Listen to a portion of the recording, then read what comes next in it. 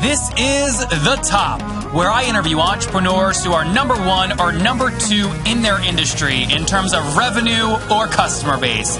You'll learn how much revenue they're making, what their marketing funnel looks like, and how many customers they have. I'm now at $20,000 per top. 5 and 6 million. He is hell-bent on global domination. We just broke our 100,000 units sold mark. And I'm your host, Nathan Latka. Okay, Top Tribe, this week's winner of the $100 is Rich Jones. Okay, Rich Jones, he is stuck in corporate. He wants to break free. He's binging on the show. For your chance to win $100 every Monday morning, simply subscribe to the podcast right now on iTunes and then text the word Nathan to 33444 to prove that you did it.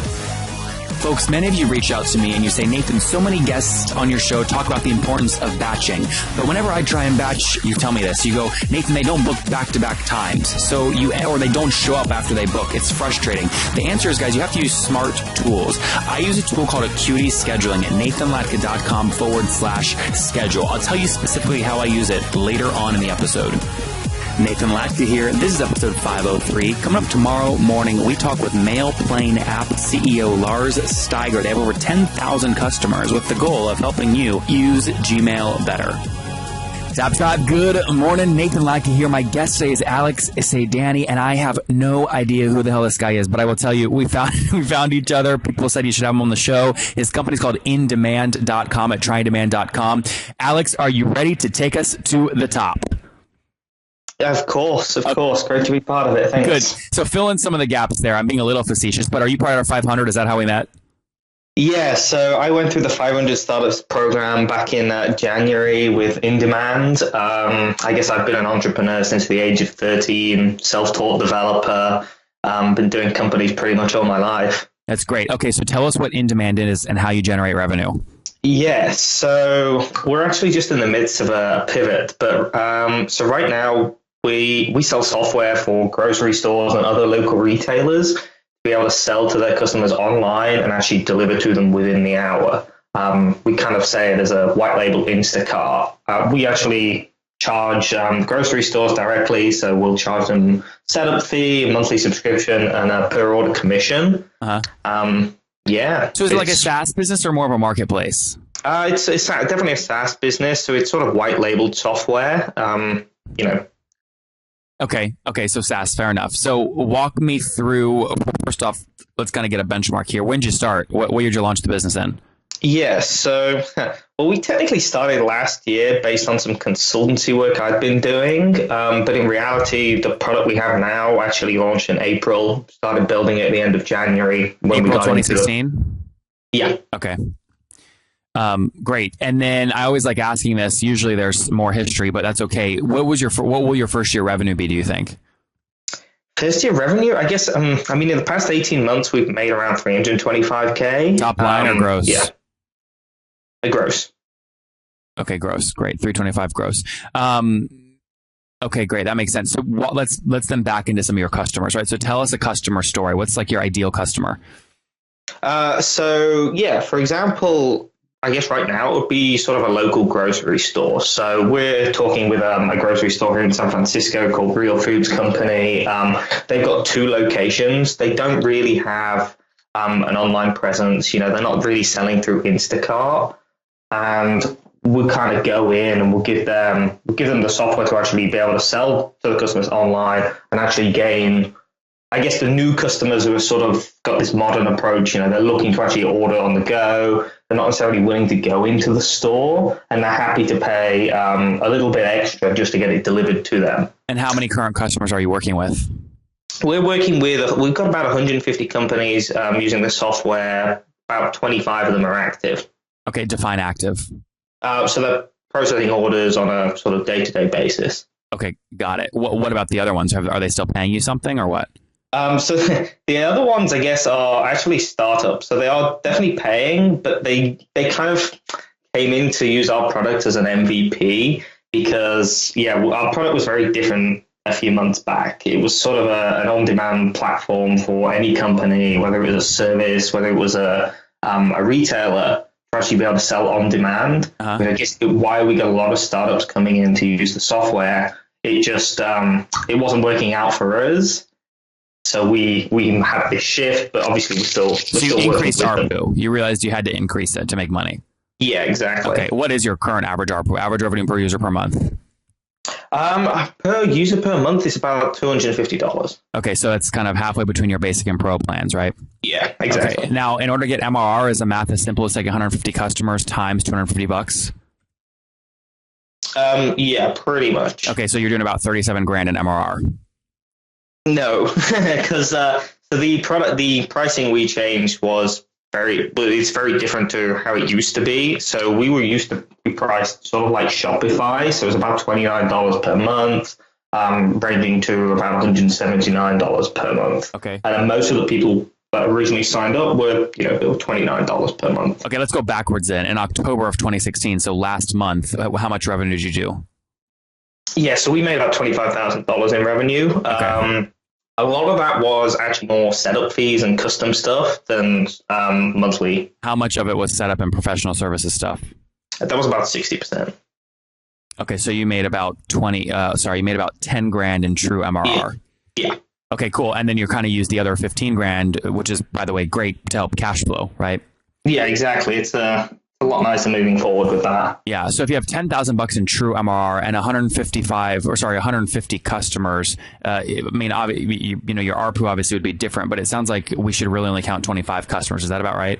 Yeah. Okay, so got it. So 25 customers divided into about 10,000 in true MRR brings your ARPU to about $400, which is almost exactly the price of your current middle plan, $400 a month. What do people get when they pay $400 a month?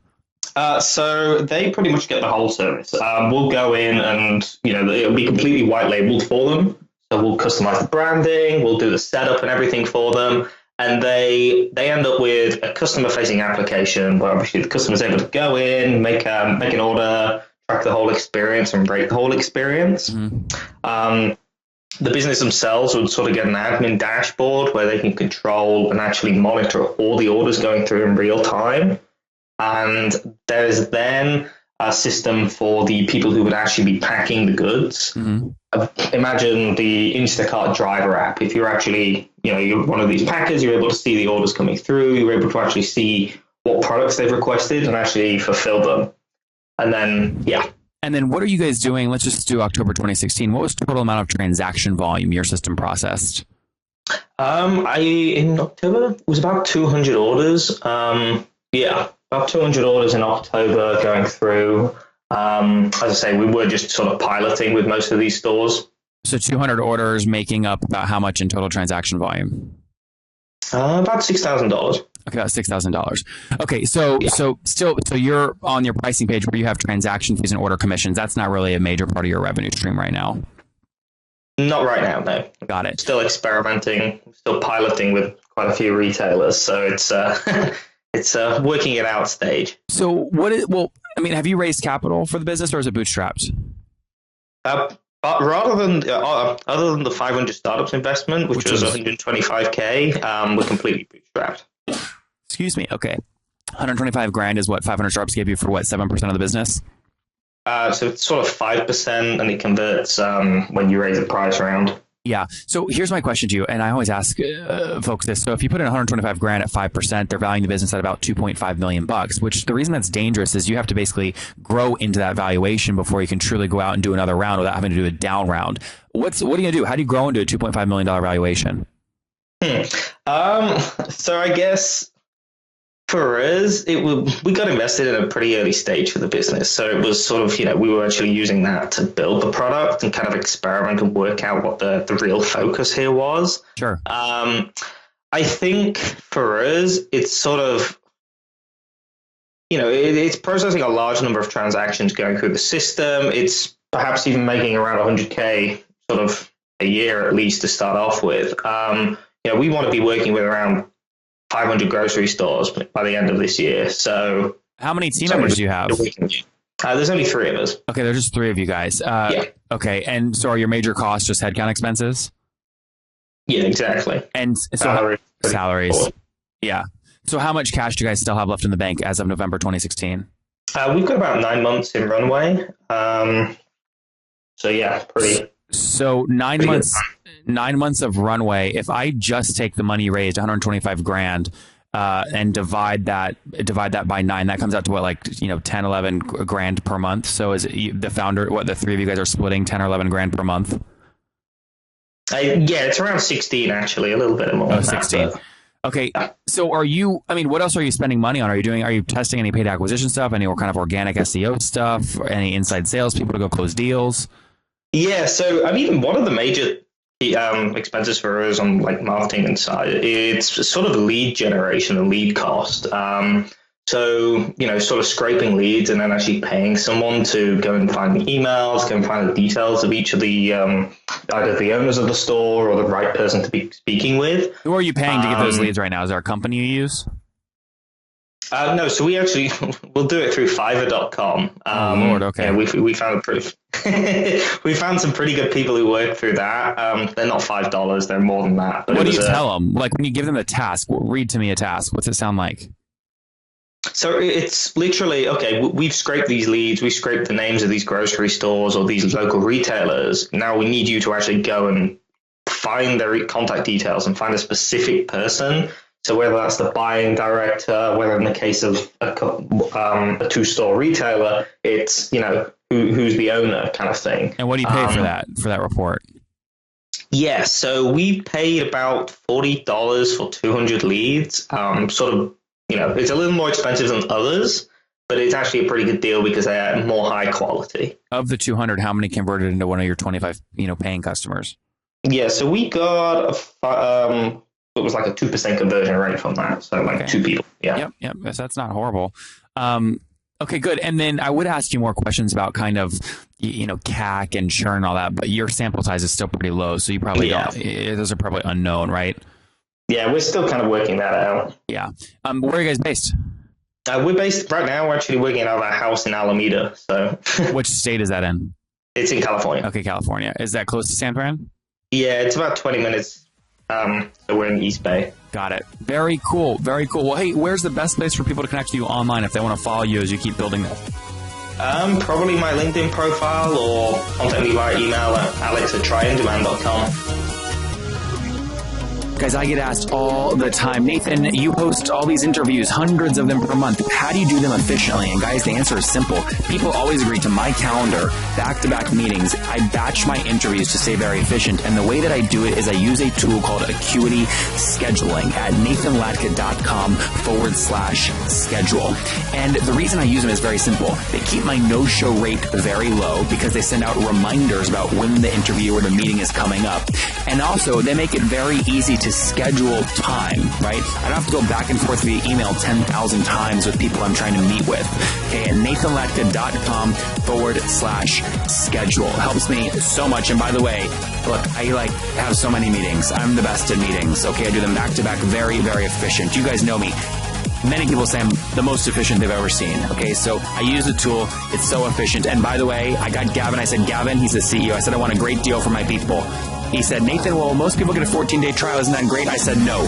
He's given us a 45-day free trial at nathanlatka.com/schedule. That's not going to stay up forever, so go get it now. nathanlatka.com/schedule. All right, Top Tribe. We'll link to that in the show notes at nathanlatka.com/the-top503. Again, /the-top503. All right, Alex, it's time for the famous 5. These are quick answers and even quicker responses. You ready? Got it. Go ahead. Quick questions. Sorry, and even quicker responses. Number 1, what is your favorite business book? Favorite business book? Oh, shit. It's probably the Steve Jobs biography. That was a pretty good one. I love your response. Oh, shit. What's this question? Number 2, is there a CEO that you're following or studying right now? Definitely Elon Musk. Number 3, is there a favorite online tool you have, like TopTal? TopTal favorite online tool? Or any online tool. Any online tool? Not really. I mean, no, not really. Number 4, yes or no, do you get 8 hours of sleep every night?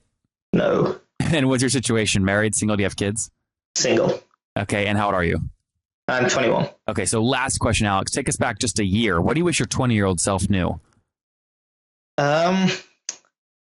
Don't waste time pursuing people who aren't going to actually help you.